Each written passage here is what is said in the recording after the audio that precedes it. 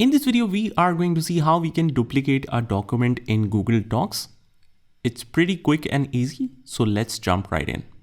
First of all, what you need to do is just go to the File menu and click on Make a Copy. Once you do that, you will come across a couple of options with the option to select your new name. So New Forest Story Copy. After that, you can select wherever you want to place it. You want to place it in My Drive. I'll just click on it and you can specify any other folder if you want to do that. Click on Select and here it is.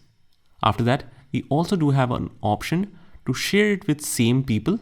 So for example, you have shared the current document with specific people. You can give the same access to the copied or duplicate document as well. It's your choice if you want to copy comments and suggestions from the older document. I'll just tick that as well. And you can include the resolved comments and suggestions. So let's say in the thread, someone has solved that and it is marked as solved. You want to include that as well. You can click on that. But let me just say that we want to carry forward some of the comments and suggestions that is not being resolved yet into the duplicate document.